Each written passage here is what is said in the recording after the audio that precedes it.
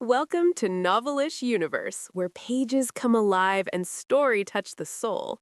Step into a realm of sorrow and love and fate, where every word whispers emotion and every moment leaves a mark.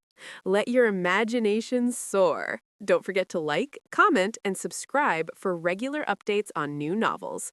Today, we begin a powerful journey with the novel Risking My Life, Proposing to Miss Hazel. The story begins now. Chapter 21. The basic rule of selling a new product is market research. Since I couldn't go down to Cromwell Castle or other cities myself, the only option was to ask someone who had lived in the city. I took out a small bottle of diluted holy water from the basket. Inside the clear liquid floated a plant stem about the length of a finger joint. Baron's pupils noticeably widened. In a deliberately surprised voice, he asked, "Miss Hazel, did you put a white claw grass stem into the holy water?" "Yes, that's right."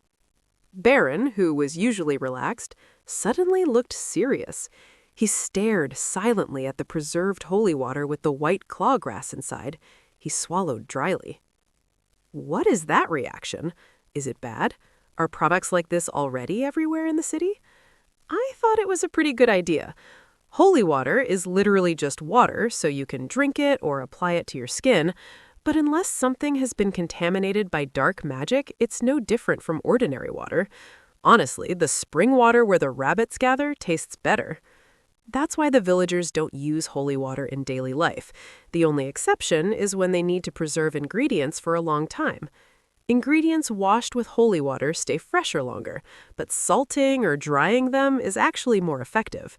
However, medicinal herbs change their properties if they're salted or dried, so preserving them in holy water is the best method. It's not that no one knew this, but no one thought of selling it as a health drink or cosmetic product. People in Luden village are naturally healthy, so they don't pay much attention to health. But I heard city people care a lot about it. So, if we combine mysterious holy water with high-grade medicinal herbs known to be good for health and package it well, there might be decent demand. Of course, it wouldn't be as effective as the potions and ointments Aunt Monica carefully makes, but real medicine takes too long to produce and, most importantly, is expensive. I heard that to make money in the city, you need to mass-produce the same product. That's impossible for us. So I thought this might be a decent product, even if it doesn't have amazing effects. Have I misjudged? Maybe the instincts of a country general store owner aren't worth much. Seeing the reaction of someone from the city made me suddenly lose confidence. "Miss Hazel?" "Yes?" "So, what is the name of this product?" "A fatigue recovery drink made from holy water and white clawgrass." Da da da. "If it's not good, could you just tell me honestly?" "No, the idea is very good. It has strong potential as a product." "Really?" My eyes widened at the unexpected positive response. "However, the name and description are too honest. To catch the attention of city people, you need a name that's easy to understand at once and a description that sparks interest." "Oh, thank you for the advice. But how?" "I'm glad I asked, Baron. City people really are different." As I looked at him expectantly, Baron confidently curled up the corners of his lips. "A special fatigue recovery drink from Golden General Store that washes away even the exhaustion of 3 days of overtime. Made with high-purity natural holy water and the legendary herb white clawgrass, it boasts powerful effects." Without changing his face, he recited lines like a professional con artist. It didn't suit his overly handsome face at all, but the wording flowed smoothly. I should remember that and use it exactly like that. Baron is truly high-quality talent. I sincerely praised him. "Wow, you really sound like a medicine peddler. I almost bought that just now." "You flatter me." "No, really.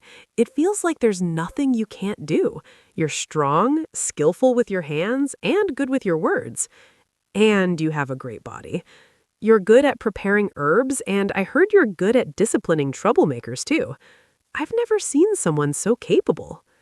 Baron quietly listened to the endless praise. Then, as if removing a top hat to greet someone, he gracefully lowered his hand. From the angle of his arm to the line of his bow, it was perfect enough to be in an etiquette manual, or like a dancer, though it didn't suit him at all. Come to think of it, what kind of work did Baron used to do in the city?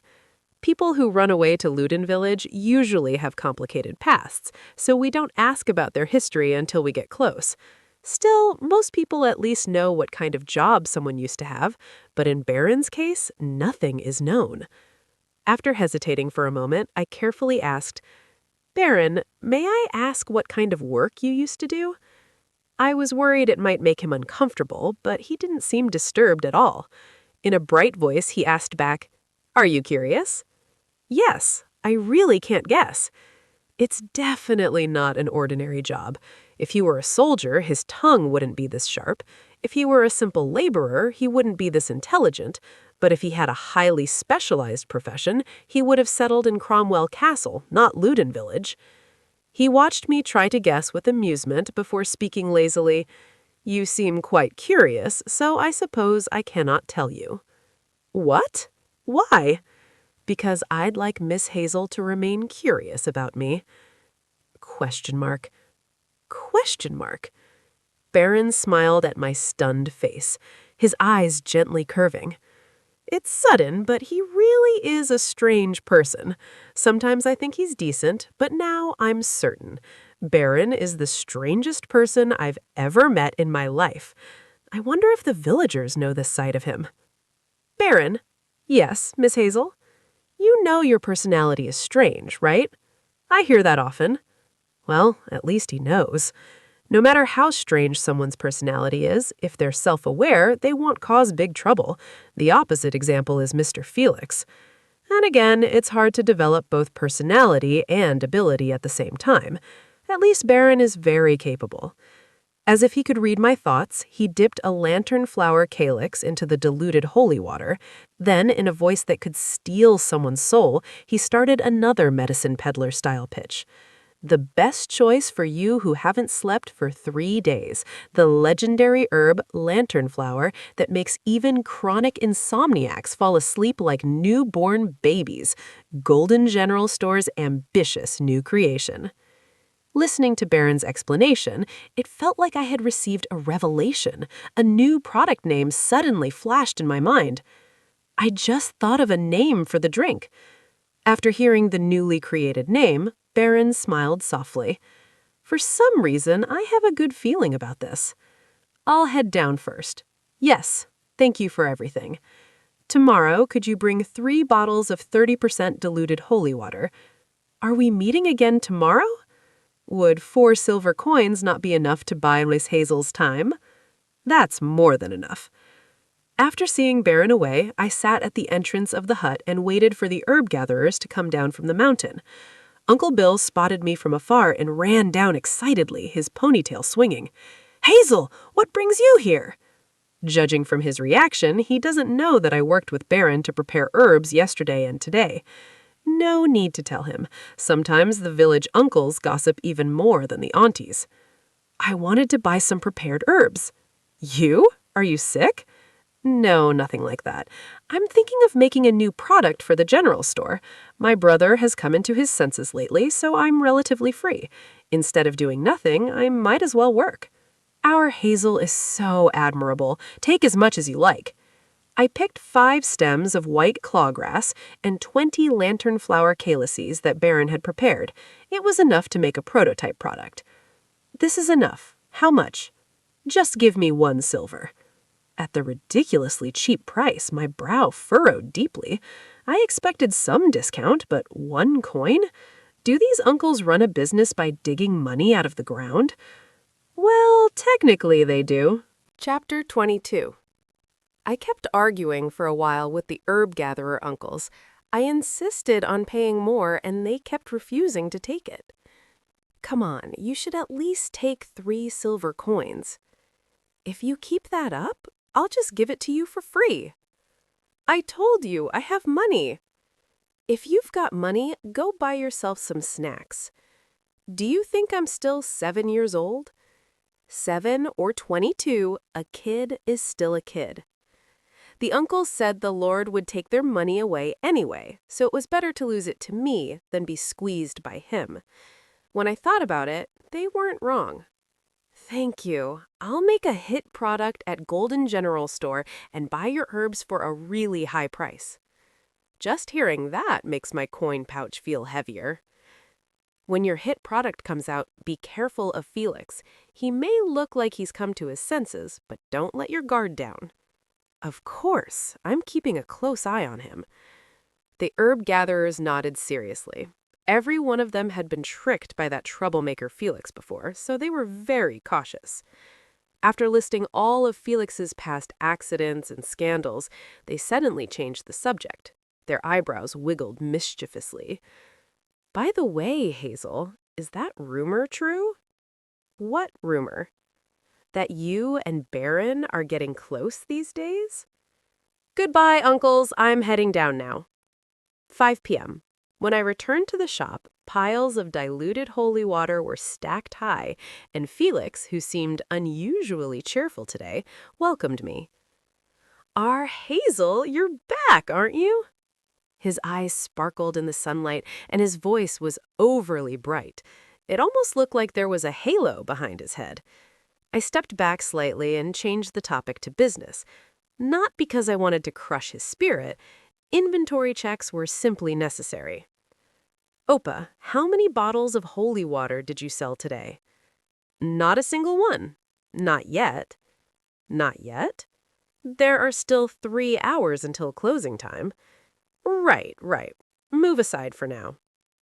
I nudged my overly optimistic brother aside with my elbow to secure some workspace. On the counter, which had neither dust nor money, I placed stems of white claw grass and lanternflower calyxes. Felix muttered beside me. Are you planning to torture someone by keeping them awake, then knock them out in one shot? Oh, now that he mentioned it, that makes sense. White claw grass lets you stay awake without sleeping, and lanternflower can put even an insomniac to sleep. It might sell well as a set product. Students during exam season or people going on long journeys would definitely want it. As I hummed happily, thinking about making money, Felix narrowed his eyes, clearly curious. So what are you going to do with that? I'm going to make money for your drinking and gambling. I think you're suited to living as a carefree bum and being a house husband. Could you not judge someone's abilities so freely? Are you someone? No. Felix glared at me with a pout, then added stubbornly, just wait. I'll scoop up holy water from the monster territory and make you live in luxury. If you say you'll spoil a woman like that, but in such a threatening tone, they'll all run away. Let them. You plan to grow old as a bachelor? I'll think about that after I marry you off. You chase away any man who even lingers near me like swatting flies. Because they're all trash. A man can tell when he sees another man. Stop talking nonsense and bring me 10 bottles of 30% diluted holy water. He grumbled, but he listened well. As soon as I gave the order, he stood up and brought the bottles. Open the lids, too. Yes, ma'am. I waited until he opened them all, then dropped the herbs into the bottles one by one. His sharp eyes widened. Do you know what I'm trying to make? He probably didn't. Felix had creativity only for playing and wasting time. Even though he'd started reading newspapers lately, I doubted he understood much. But, to my surprise, he said something shocking. Holy water, health drink, sell it in the city. Shh. He got it exactly right. Did quitting alcohol really make him smarter? She didn't even do the ritual. How does she know this? What? What didn't I do? I stared at him suspiciously. Opa, what did you just say? Nothing. He denied it too quickly, which was suspicious, but I let it go. Felix being strange wasn't new. He turned the bottles around in his hands, then looked at me with sparkling eyes. Hazel, aren't you a genius? Yes. That was clearly sincere. I curled up one side of my lips. I kind of am. Try smiling a little less. That expression just now was too arrogant. I did it on purpose. It looks like it worked. He stretched my cheeks playfully, then burst into laughter. Did you decide on the product names? Yeah, they might be a little childish, though. Baron said they were good. I swallowed the last part. I wasn't hiding it on purpose. I just didn't want to deal with unnecessary misunderstandings. Felix, thinking I lacked confidence, patted me kindly on the shoulder. It's okay, even if it's silly names. Really? He pointed to the holy water with white claw grass. So what's that one called? Sleep, be gone. Pfft. Just 10 seconds ago he said silly names were fine, and now he laughed. Is it that bad?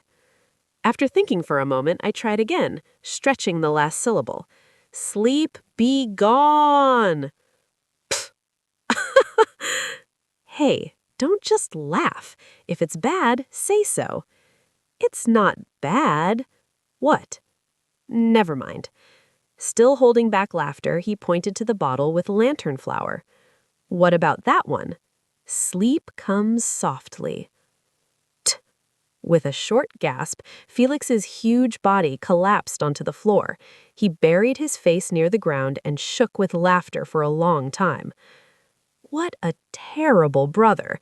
How could he laugh at the new product names I came up with? Well, not really thought hard about, but they came to me in a flash of inspiration. As I was thinking about how to get rid of this annoying brother, the fish-shaped bell rang. I immediately put on a smile and greeted the customer brightly.